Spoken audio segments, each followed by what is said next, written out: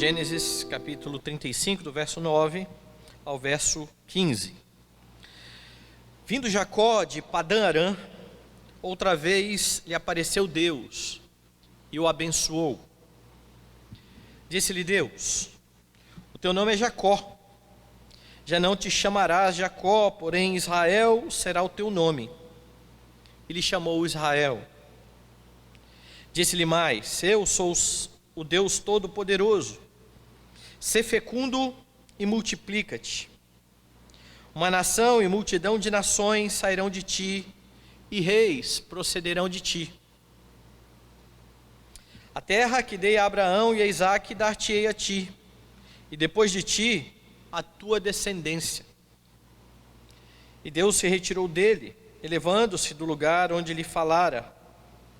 Então Jacó erigiu uma coluna de pedra no lugar onde Deus falara com ele, e derramou sobre ela uma libação, e lhe deitou óleo. Ao lugar onde Deus lhe falara, Jacó lhe chamou Betel. Vamos orar. Amado Senhor e Salvador, exaltamos o teu nome glorioso, agradecemos este privilégio mais uma vez concedido a pecadores como nós, de sermos lavados e remidos no sangue redentor de Jesus Cristo, sermos feitos filhos do Senhor, povo que se chama pelo teu nome, e poder nos apresentar diante de ti em adoração. Nós agradecemos, ó Deus, porque sabemos que não merecemos tamanha bênção. Sabemos que tudo isso é fruto da obra do nosso glorioso Redentor, e nós magnificamos o teu nome por isso. Rogamos, ó Deus, nesse instante, que o Senhor venha mais uma vez falar ao nosso coração, instruir a nossa alma, a fim de vivermos de modo digno do Evangelho para a tua glória e louvor. É a nossa oração, em nome de Jesus. Amém.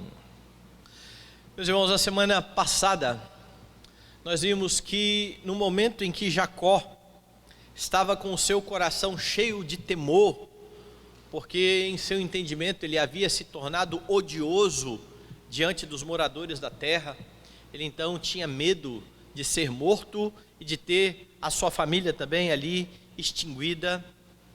Ele foi ordenado por Deus a ir até Betel e levantar um altar. Ele foi naquele momento lembrado da fidelidade do Senhor. Jacó precisava lembrar isso. Deus havia dito: olha, eu sou o Deus que te apareceu naquele momento em que você também estava temeroso, quando você fugiu do seu irmão. E diante dessa lembrança, com a sua fé renovada, Jacó convoca toda a sua caravana a fim de lançar fora os falsos deuses. Eles enterram então ali debaixo de um carvalho, e depois disso ele experimenta o alívio do Senhor, pois aquelas nações a quem ele estava temendo estão aterrorizadas diante do grande rei de toda a terra, diante do Deus que prevalece. O versículo de número 8, que é uma transição do texto da semana passada para o texto de hoje, vai nos informar o seguinte: morreu Débora, a ama de Rebeca, e foi sepultada ao pé de Betel, debaixo do carvalho que se chama Alon Bacute.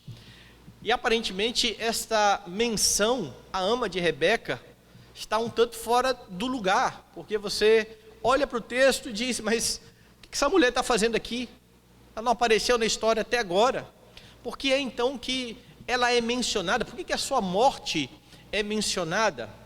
E alguns estudiosos entendem, e eu concordo com eles, que o objetivo de Moisés aqui é fazer menção a Rebeca, porque foi Rebeca quem despediu Jacó outrora, e agora, anos depois, Jacó está voltando para a mesma terra da sua mãe. Então a menção aqui, a ama de Rebeca que morre nesse momento, serve para trazer os primeiros leitores de volta a esse entendimento, a essa narrativa, a história que estava acontecendo desde aquele momento em que Jacó saiu lá de trás.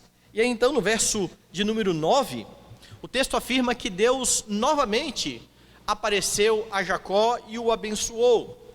E este texto é um texto que é motivo de bastante disputa, porque alguns comentaristas entendem que o que está acontecendo aqui, na verdade, é uma repetição daquele relato anterior, porque muitos elementos aqui são bem parecidos com o relato em que Jacó estava lá atrás e teve o seu nome mudado. Mas nós vamos ver que o texto vai dar indícios de que esse é um momento diferente, é um momento distinto, é um momento que de fato o Senhor aparece uma segunda vez, ou uma outra vez, a Jacó. Porque enquanto no primeiro relato, Jacó simplesmente ouviu a ordem de Deus, para que ele fosse até certo lugar, nesse texto você tem no verso 9, dizendo o seguinte: vindo Jacó de Padã Arã, outra vez lhe apareceu o Senhor. Lá atrás ele ouviu Deus falar, agora Deus aparece a Jacó, possivelmente uma teofania semelhante àquela que aconteceu a primeira vez quando ele estava em Betel. E é por isso que você vai ter algumas coisas que ligam esse relato àquele primeiro relato em que ele dá o nome a Betel, casa de Deus. O que você tem nesse texto? Você tem Deus novamente renovando a sua aliança com Jacó. Como é que o texto se desenvolve? Dos versos 9 a 10, você vai perceber que o Senhor que aparece a Jacó vai ratificar o novo nome de Jacó. Veja lá: vindo Jacó de Padã Arã, outra vez lhe apareceu Deus e o abençoou. Disse-lhe Deus: o teu nome é Jacó, já não te chamarás Jacó, porém Israel será o teu nome. E lhe chamou Israel. Como eu mencionei, a ênfase do texto aqui é: outra vez lhe apareceu o Senhor. Ou seja, mais uma vez, a iniciativa de vir ao encontro de Jacó é do Senhor. É o Deus que está atento à vida dos seus servos. Aquele Deus que caminha com você, como nós estamos vendo aqui, é o Deus que está atento a tudo que está acontecendo na vida do seu povo com os seus servos. E o objetivo de Deus aparecer a Jacó, diz o texto, que era abençoar a Jacó. Lembre aí que quando ele saiu da casa de Labão, em vez de ir a Betel diretamente, ele parou em Siquém e habitou em Siquém. Deus não havia mandado ele ir até Siquém. Deus está mandando ele ir até Betel. E então você tem um contraste. Quando Jacó vai até um local onde Deus não havia mandado ele ir, ele experimenta ali não bênção, mas maldição. Todas as coisas começam a se complicar. A sua filha é violentada. Os seus filhos vão tomar vingança. Os seus filhos vão profanar o sinal da aliança. O coração de Jacó vai se encher de medo. Tudo isso porque Jacó foi até um local que Deus não tinha dito para ele ir. Mas aqui, diretamente, Deus está dizendo: vá até Betel. E Deus então, quando ele está ali, o abençoa. E você entende aqui que há uma verdade nisso aqui que é repetida nas Escrituras. A obediência ao Senhor, ela faz com que nós experimentemos a bênção de Deus. A bênção e a maldição são colocadas por Deus diante do povo, e Ele vai dizer: olha, a bênção e a maldição estão aqui. A bênção quando vocês andarem nos caminhos, a maldição quando vocês desobedecerem. E é claro que nós não entendemos que isso se refere à questão da salvação. Nós não vamos ser salvos porque obedecemos ou porque desobedecemos. Nós somos salvos unicamente porque o Senhor Jesus Cristo obedeceu toda a lei, como nós cantamos agora há pouco. Foi por causa desta obra de Cristo, ao obedecer toda a lei, que nós podemos ser salvos, que nós podemos caminhar com Deus. E agora, quando nós caminhamos com Deus, nós experimentamos o favor de Deus quando andamos nos seus caminhos. Nós experimentamos também o peso da mão do Senhor quando nós nos desviamos dos caminhos. É por isso que nós temos que nos colocar diante de Deus, um dia, por exemplo, em que nos reunimos para adorar o nome do Senhor e confessar a Ele as nossas faltas e pecados. E quando nós fazemos isso, nós estamos dizendo: Senhor, pecamos e estamos andando fora dos teus caminhos, tem misericórdia de nós, perdoa a nossa falta. Porque a consequência natural do pecado é o peso da mão do Senhor, a ira do Senhor. Mas por causa de Cristo, muitas vezes nós somos poupados daquilo que Deus tem para aqueles que desobedecem. Mas aqui você tem então Jacó ouvindo que vai ser abençoado por Deus. Agora, no lugar ordenado por Deus, onde Deus o mandou ir, ele está sendo abençoado. Veja o verso 10. Disse-lhe Deus: o teu nome é Jacó, já não te chamarás Jacó, porém Israel será o teu nome. E lhe chamou Israel. E aí você fala: mas o nome já tinha sido mudado, que negócio é esse? De fato, Jacó já tinha ouvido isso da parte do anjo: o seu nome será trocado, você vai ser, ao invés de ser chamado de enganador, você será chamado de Israel, o Deus que prevalece. Porém, os acontecimentos ali em Siquém demonstram que Jacó estava muito mais confiante na aliança com os outros povos do que no Deus que prevalece, porque ele está temeroso de ter se tornado odioso entre os povos. É por isso que ele está temeroso naquele momento. É como se ele estivesse dizendo para os filhos o seguinte: olha, por causa de vocês, tudo vai por água abaixo, tudo pode ir por água abaixo. Eu estava bem aqui com estas nações. Ele está confiando nesta aliança, ao invés de confiar naquele Deus que diz: você vai prevalecer pelo nome do Senhor. Então, em Siquém, você percebe que o coração de Jacó está dividido. E aí você fala: mas esse homem não era crente? Mas o nosso também, vez por outra, está assim.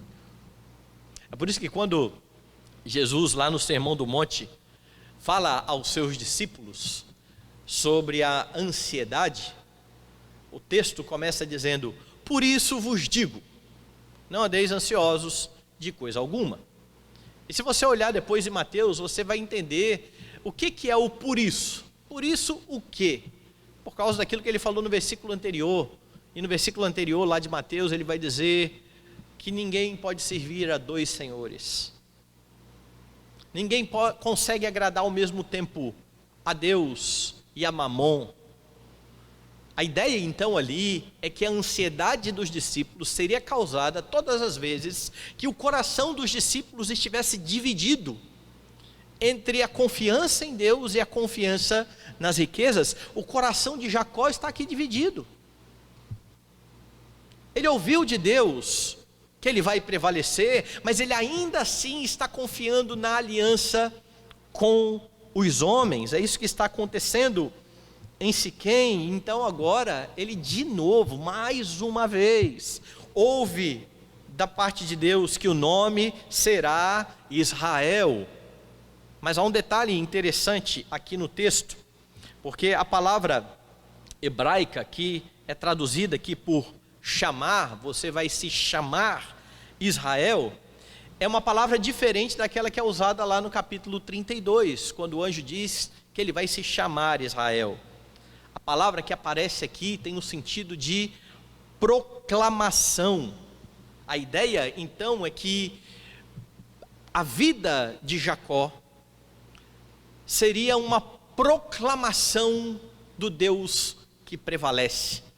Lá ele estava fazendo menção só ao nome, de como Jacó seria chamado. Aqui está uma menção bem clara de como Deus que prevalece precisava então ser proclamado por meio da vida de Jacó. Porque a vida cristã, agora aplicando para nós, é exatamente assim. Nós somos chamados das trevas para a maravilhosa luz, com uma finalidade, e Pedro vai falar isso, a fim de proclamardes as virtudes daquele que vos chamou das trevas para a sua maravilhosa luz. Essa é a razão. Nós proclamamos ao Senhor por meio da nossa vida, por meio das nossas atitudes. Agora, para que você proclame a Deus, você precisa obedecer aquilo que Ele manda. Quando Jacó desobedeceu, ele experimentou o peso da mão de Deus, ele experimentou o terror, ele experimentou a maldição. Quando ele obedece a Deus, ele então está diante da bênção do Senhor. Você tem essa consciência? Você tem a consciência de que enquanto você não estiver fazendo a vontade de Deus, não adianta ficar rogando a Deus que abençoe. Tem muita gente que tenta a Deus porque está tomando um caminho totalmente diferente daquele que Deus diz, e ainda assim está orando, pedindo que Deus abençoe, que Deus abra as portas.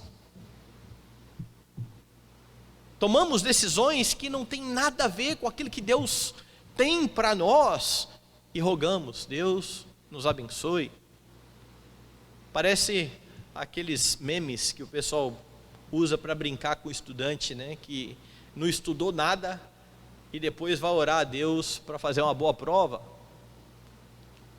Isso é tentar o Senhor.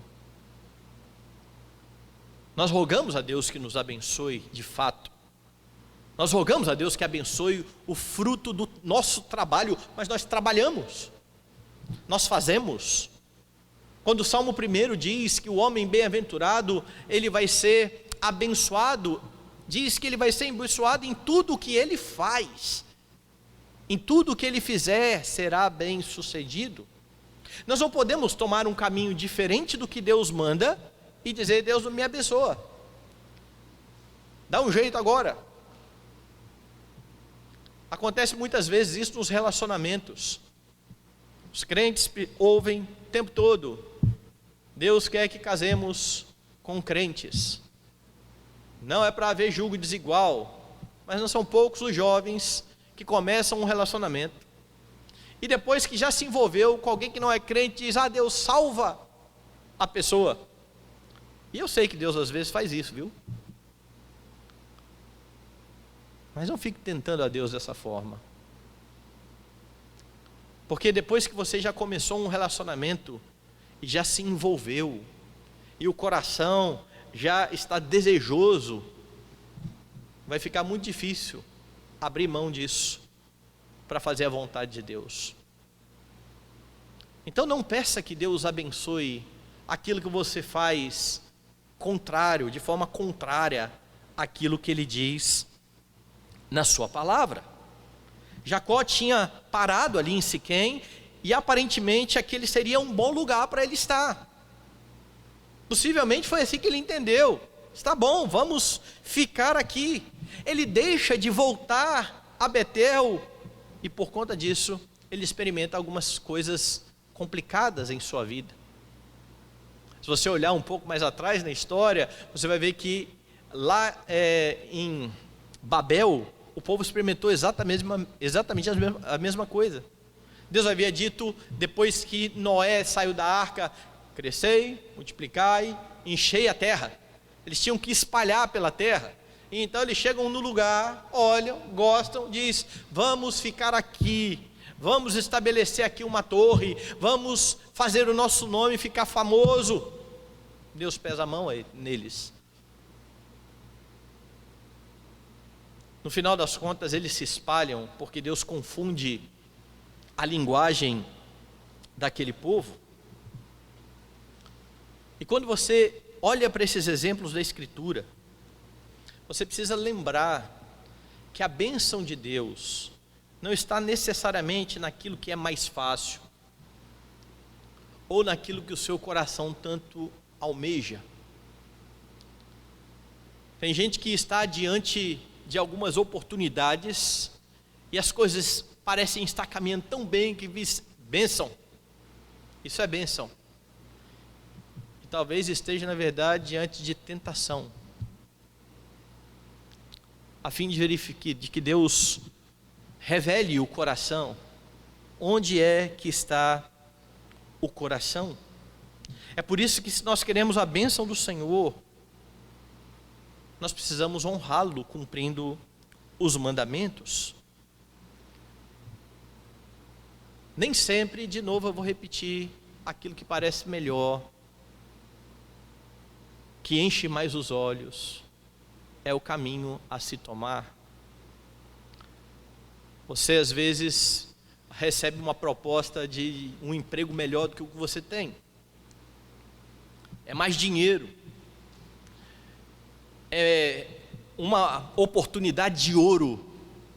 Mas nessa nova função, você estará o tempo todo sendo tentado a transgredir mandamentos. Você vai ter que transigir eticamente com muitas coisas para permanecer ali naquela posição. E então esse emprego novo, que oferece muitos benefícios, é bênção ou é maldição? Cuidado com aquilo que o coração está buscando, porque lembre-se que Jesus disse que onde está o teu tesouro, aí estará também o teu coração. Se nós amamos a Deus, nós vivemos de acordo com aquilo que Ele ordena. Jesus disse que aquele que tem os meus mandamentos e os guarda, este é o que me ama. E este mesmo Jesus disse que a vida não seria sempre muito fácil, mas que no mundo teríamos aflições. A bênção está na promessa. Do mesmo jeito que Jesus venceu o mundo, nós venceremos, porque nós estamos unidos a Ele. Do mesmo jeito que Jesus foi vitorioso, nós seremos, porque nós morremos com Cristo e nós ressuscitamos com o Senhor Jesus Cristo. Mas não há promessa de facilidade nesse caminho. E você precisa crer de todo o coração que, a despeito das dificuldades que cercam a sua vida, aquele que está com você é o Deus que prevalece. É o Deus que leva a cabo todos os seus planos. Mas há uma segunda questão aqui no texto, nesta aliança que é renovada. Deus ratifica o nome para Jacó, e Deus ratifica também as suas promessas. Veja no verso 11 e 12. Disse-lhe mais: eu sou o Deus Todo-Poderoso, sê fecundo, multiplica-te. Uma nação e multidão de nações sairão de ti, e reis procederão de ti.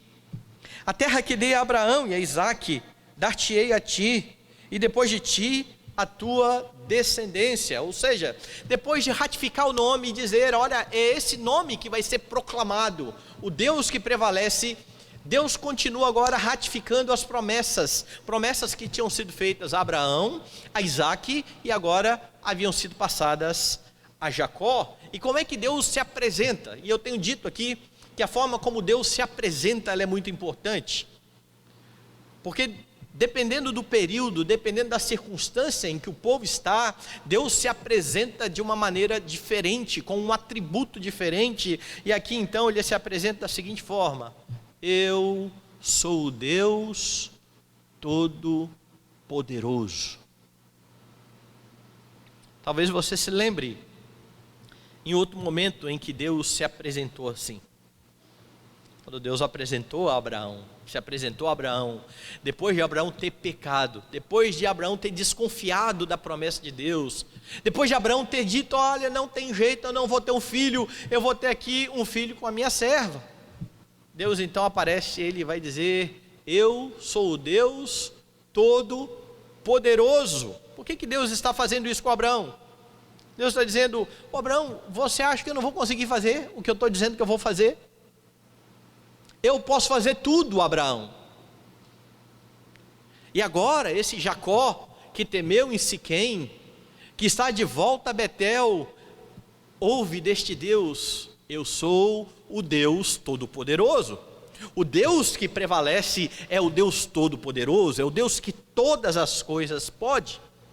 E é por isso que é tão importante o fato de Deus se revelar agora a Jacó desta forma, como o Deus Todo-Poderoso, porque indica que todas as promessas que agora virão partem desse Deus que tudo pode.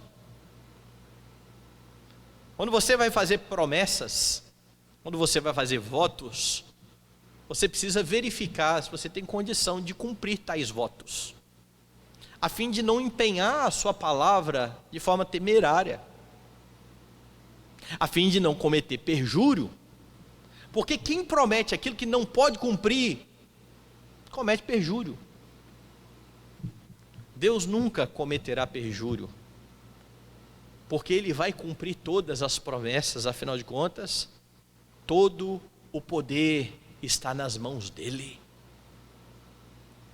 E foi isso que Jesus ouviu,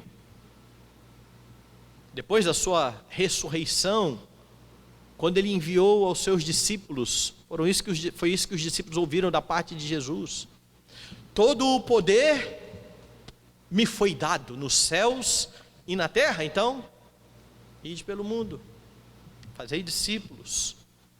E Jesus está garantindo que a sua igreja vai prevalecer, que a sua igreja vai ser santificada, que a sua igreja será mais do que vitoriosa, porque aquele que em suas mãos tem todo o poder, está caminhando conosco. E agora Jacó está ouvindo isso. Jacó, atente bem, eu sou o Deus Todo-Poderoso. Jacó não deveria então duvidar disso. E então Deus faz aí as suas promessas. Primeiro Ele dá uma ordenança: ser fecundo e multiplica-te. Lembra da bênção, da promessa de Deus a Adão, a Abrão? De ti farei uma grande nação. Agora então Ele está lembrando isso. Olha, Jacó, seja fecundo e multiplica-te.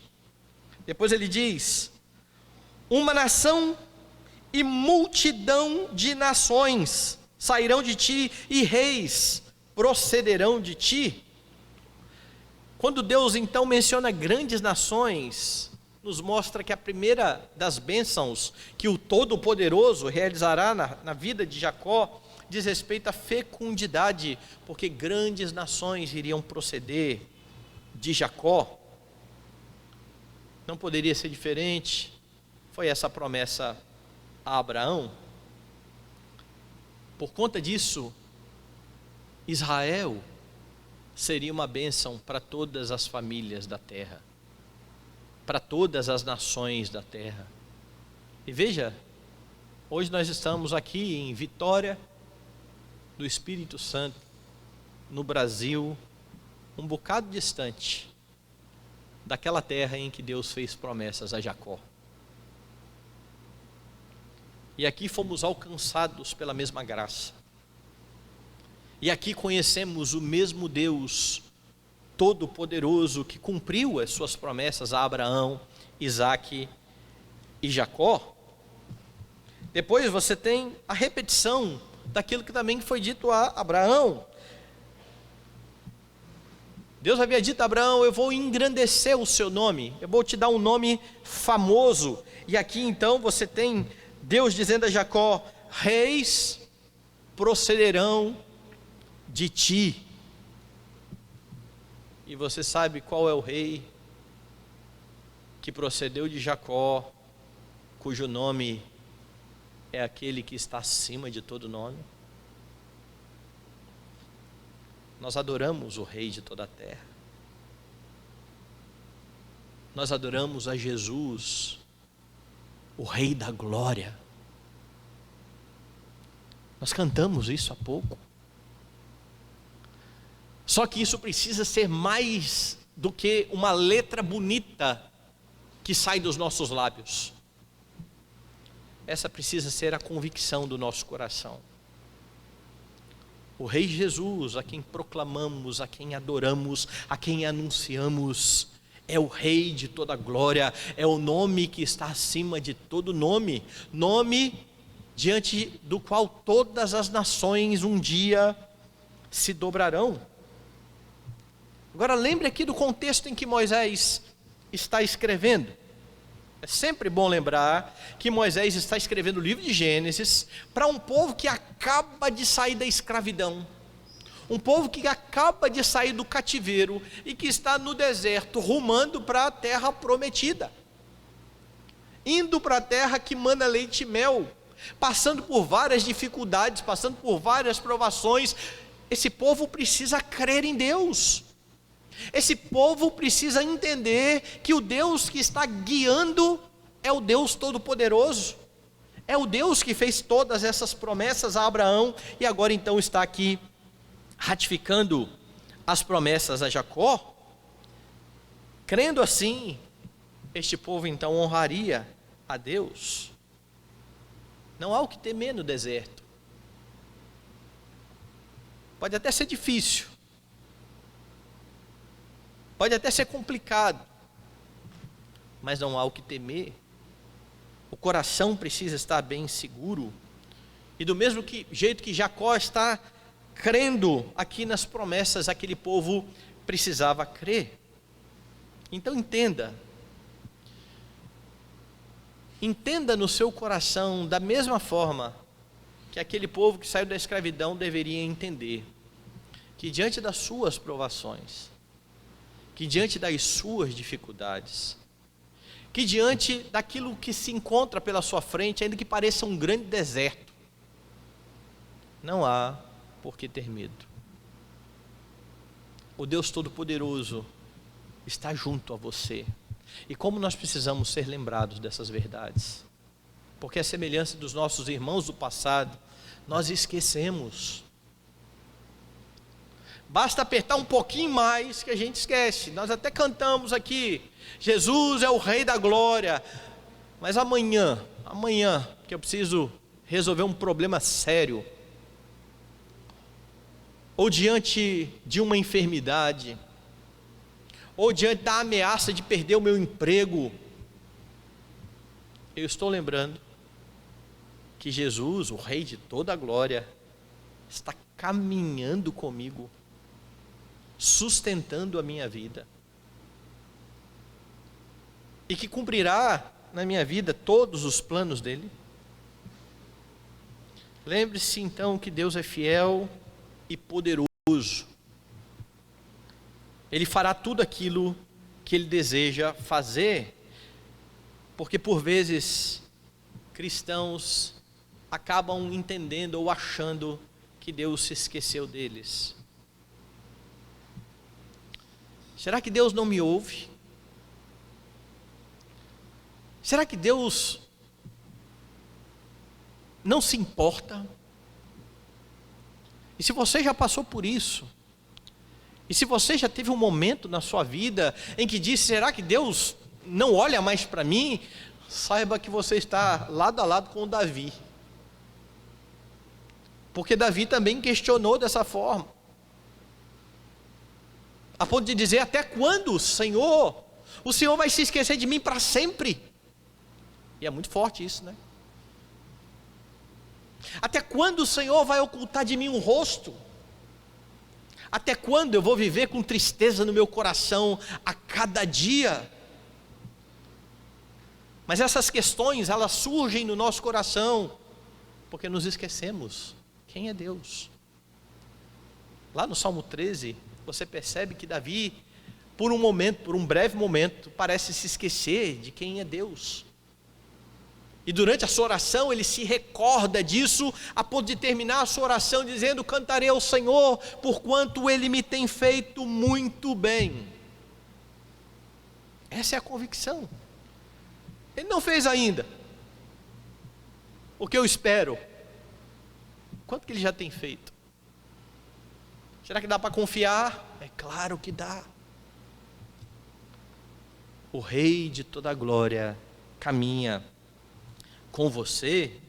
Então saiba que depois de salvar a você, a maior promessa que você tem da parte de Deus na Escritura é que Ele vai forjar em você o caráter de Cristo.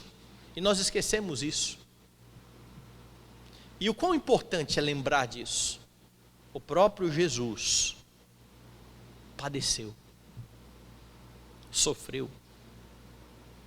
E às vezes nós pecadores, pequenos, servos, não queremos experimentar nenhuma forma sequer de sofrimento,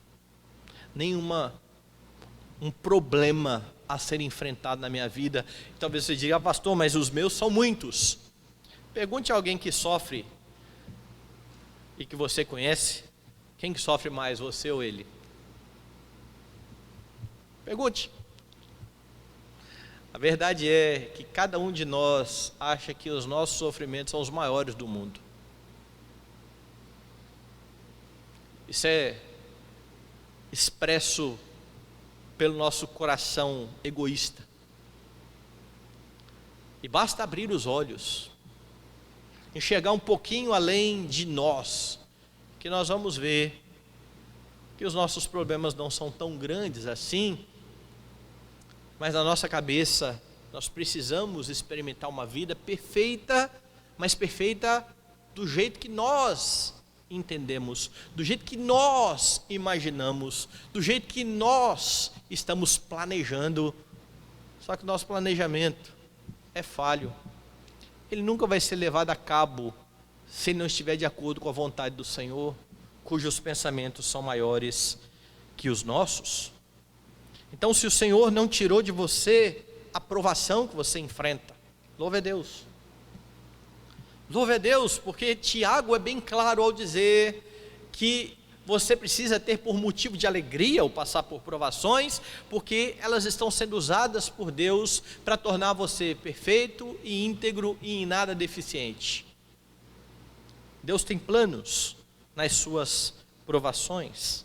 E enquanto você está caminhando, Deus está te preparando para essa terra prometida aos nossos irmãos do passado, que simplesmente apontava para novos céus e nova terra, a maior das heranças que alguém pode receber. E o dia de descanso, o dia do Senhor, o dia em que nós nos reunimos como comunidade santa, a fim de proclamar e adorar o nosso Rei, é uma amostra pequena da grande bênção que será eternamente. Eu não sei você, mas depois da adoração ao Senhor, depois de cantar louvores, depois de ouvir a palavra de Deus, que muitas vezes fala duro, o coração está jubilante de alegria. É por isso que crentes sentem falta disso. Mas por mais que seja bom, isso é só uma amostra do descanso final, da terra para onde estamos indo. Deus promete ao seu povo uma nova terra. Conforme escreveu Pedro, segundo a promessa do Senhor, nós também esperamos novos céus e nova terra, nos quais habita a justiça.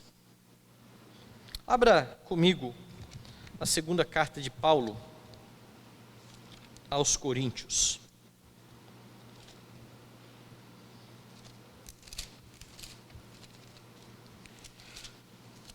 Capítulo 4. Veja como estas convicções mudam as atitudes de Paulo e os sentimentos de Paulo. Por isso não desanimamos, pelo contrário, mesmo que o nosso homem exterior se corrompa, contudo o nosso homem interior se renova dia em dia, porque a nossa leve, repare as palavras, a nossa leve e momentânea tribulação. Você diz, Paulo não sabia qual era a minha. Você sabia qual era a de Paulo? Se você não sabe, leia. Eu não conheço a provação e a tribulação de todo mundo aqui, não. Mas eu estou achando muito difícil a gente chegar um pouquinho perto de Paulo. Paulo sabia do que estava falando. Mas ele está dizendo que a nossa, ele não está falando só da dele. Pense no contexto da igreja. perseguição, o tempo todo o povo indo atrás, risco de morrer. Paulo está pegando tudo isso e está dizendo, porque a nossa leve e momentânea tribulação produz para nós eterno peso de glória acima de toda comparação, não atentando nós nas coisas que se veem, mas nas que se não veem, porque as que se veem são temporais, e as que se não veem serão eternas. Por que Paulo está dizendo que a nossa tribulação, por pior que seja, é leve e momentânea? Porque ela não passa perto do que é a maior das tribulações, que é o peso da ira de Deus. E ela não chega perto do tempo que durará a nossa vida na presença desse Deus, a eternidade. Quanto tempo você sofre aqui? Imagine que você viva 100 anos e sofra 100 anos. Sabe o que são 100 anos diante da eternidade? É só você fazer a conta. Diminua aí 100 anos da eternidade. Sabe qual é o resultado, né? Sabe quanto que é a eternidade menos 100? É a eternidade. É leve, é momentânea. Aqueles que só experimentam alegrias aqui nessa vida, estão longe de Cristo, podem ter 100 anos de alegria. 2 segundos diante da ira do Deus Todo-Poderoso vão ser muito piores do que aquilo que eles experimentaram em 100 anos. É por isso que nós vivemos a nossa vida na perspectiva não do aqui e agora, não atentando no que se vê, mas naquilo que não se vê. O que a gente vê vai passar, o que a gente não vê é eterno. Creia nesse Deus que está cumprindo cada uma das promessas feitas ao seu povo. Por último, volte lá em Gênesis. E você tem agora o final da história. Mais uma vez, Jacó adora ao Senhor. Veja, esse padrão vem se repetindo. Deus se apresenta a ele, Deus o abençoa, Deus o relembra das promessas e o final, adoração. Porque como em outras vezes, Jacó, após ouvir a promessa, se prostra em adoração. Veja, Jacó, onde ele está agora? Ele está na terra prometida. É lá que ele está, mas a terra não é dele ainda. Ele só tem a promessa. Ele está pisando no chão que Deus disse é seu. Mas ainda não era. Ainda não tinham se enchido a medida da iniquidade dos amorreus, dos ferezeus. Deus ainda não ia tirar esse povo das suas terras para dá-la a Israel. Mas Jacó já está ali, e ele pode crer, ele pode ter fé, e ele pode adorar a Deus, pela convicção de que um dia ele receberá aquilo que Deus está dando a ele. Jacó adora ao Senhor, mesmo que ainda não tenha recebido o que Deus está prometendo, e depois que Deus se retira dele, ele erige aqui uma coluna de pedra naquele lugar. Veja como que a história está se dando aqui. Jacó estava na terra prometida agora, tinha voltado lá a Betel, mas recentemente ele passou por aquele episódio em que ele temeu ser destruído. Vão me matar, vão matar a minha família. Deus diz, não vão, eu sou o Deus Todo-Poderoso, o seu nome será proclamado como Israel, reis vão proceder de você, a terra será dada a você. E o temeroso Jacó erige um altar. Alguns, como eu disse, têm entendido que aqui pode ser a restauração daquele primeiro altar, e possivelmente é isso mesmo, porque quando ele levantou o altar lá atrás, ele deu o nome de Betel. Deus está nesse lugar, aqui é a casa de Deus, e eu não sabia. Mais à frente ele vai fazer um outro altar, e ele dá o nome de El Betel. Betel, a casa de Deus. El Betel, o altar é ao Deus da casa de Deus. E agora ele retorna a Betel, restaura aquele primeiro altar e novamente o chama de casa de Deus. Ele derrama óleo como uma oferenda derramada. Ele está adorando a Deus, confiado no que Deus está prometendo fazer, ainda que ainda não tenha visto. É por isso que quando você olha a definição do escritor de Hebreus de fé, ele vai dizer que fé é a certeza das coisas que se esperam e a convicção dos fatos que se não veem.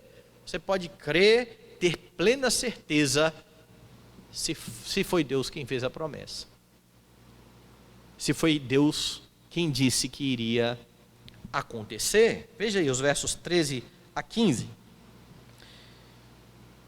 Deus se retirou dele, elevando-se do lugar onde lhe falara. Então Jacó erigiu uma coluna de pedra no lugar onde Deus falara com ele. Derramou sobre ela uma libação e lhe deitou óleo. Ao lugar onde Deus lhe falara, Jacó lhe chamou Betel. Você consegue adorar a Deus, não tendo ainda recebido da parte de Deus o que você está pedindo?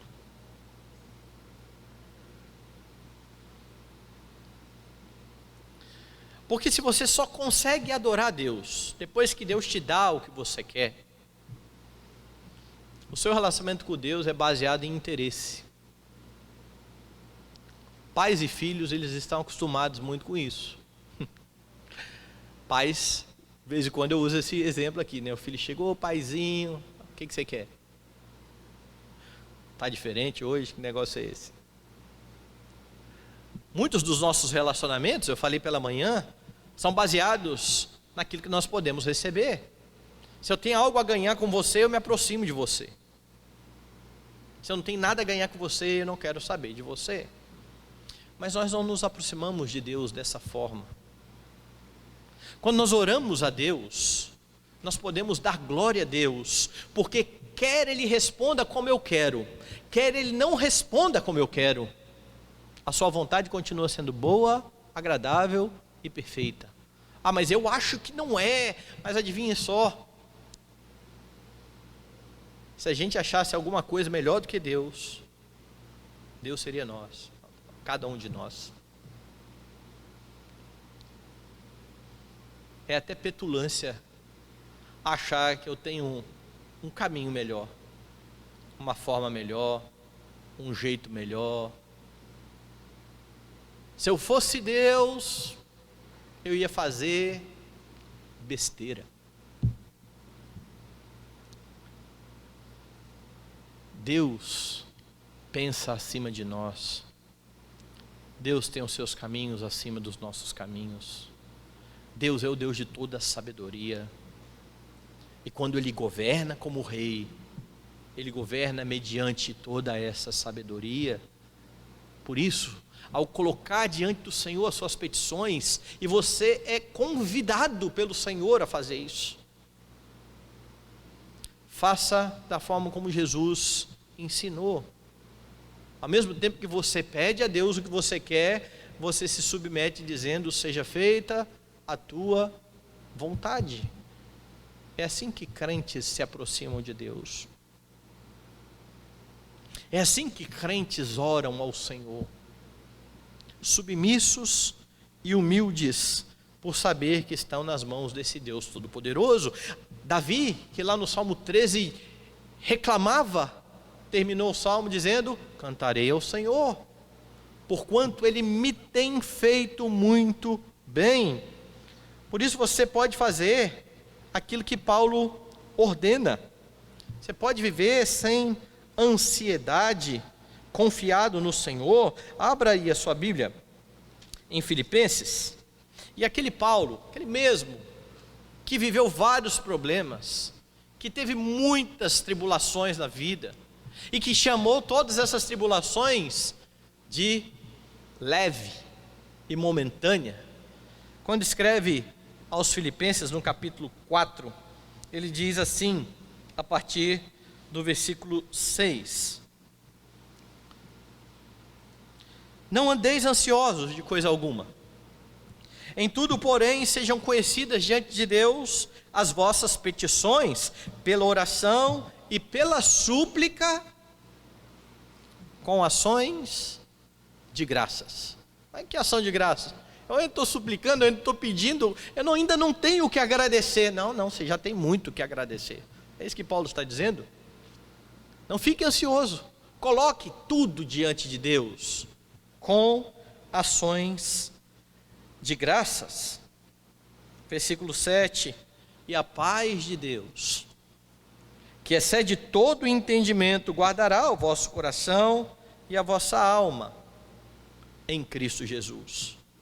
É isso que experimenta todo aquele que coloca diante do Senhor as suas ansiedades, as suas petições, com o coração cheio de gratidão por aquilo que Deus já tem feito. Então, no texto de Gênesis, ao renovar a aliança com Jacó, Deus ratifica o seu novo nome, Israel. É este o nome que será proclamado. Deus prevalece. Este Deus que prevalece é aquele que se apresenta como o Todo-Poderoso, e por causa disso ele pode cumprir cada uma das promessas que ele está ali ratificando. É esse o Deus que você está adorando nessa noite. É esse o Deus a quem nós prestamos culto. É esse o Deus em quem nós vivemos e nos movemos. É por meio desse Deus que nós existimos. Um Deus que garantiu a um povo que caminhava e que vagava no deserto uma nova terra, e que garante a cada um de nós, parte do seu povo, da igreja, novos céus e nova terra. E a grande prova de que Deus não falhará em nenhuma das suas promessas está exatamente no fato de que Ele enviou aquele que é o descendente de Jacó, o rei mais glorioso, que foi humilhado inclusive em seu ofício real. Você se lembra o deboche na cruz? A placa sobre a cabeça de Jesus, Jesus de Nazaré, o rei dos judeus, é um deboche. Veja aí o seu rei crucificado. Este rei que foi humilhado, virá em toda a glória e em todo o esplendor, porque ele venceu a morte, ele ascendeu aos céus, ele está à destra do Pai Todo-Poderoso, donde há de vir para julgar vivos e mortos. É essa a declaração da igreja. Quando Deus então renova o pacto e confirma que é o Deus que prevalece, fazendo promessas, Deus estava garantindo que este rei viria, e veio, que este rei se daria em favor do seu povo, se deu, que esse rei seria ressurreto dos mortos, que esse rei se assentaria à destra do Pai, e como rei sacerdote, intercederia pela sua igreja. Jesus é o grande rei que procede de Jacó. Muitos reis procederam, mas nenhum deles se aproxima da glória de Jesus, o Rei dos Reis. Então louve a Deus, porque em nossa peregrinação, o nosso Rei vai à nossa frente. É Ele quem conquistou essa nova terra para nós, e é Ele quem garante que chegaremos no destino final. Suas dificuldades, lembre-se, por mais que doa, por mais que pareçam pesadas, leves e momentâneas, mas você só vai entender assim, contemplando a Cristo, a cruz do Salvador, o porvir, novos céus e nova terra. Adore então ao Senhor Jesus, confie nele, mantenha acesa no seu coração essa bendita esperança, e um dia, enfim, estaremos reunidos com ele para todo sempre, onde teremos toda lágrima enxugada dos olhos, onde deixaremos para trás todo o sofrimento, onde gozaremos da presença plena do Senhor para todo sempre. Que Deus, em Jesus Cristo, nos abençoe.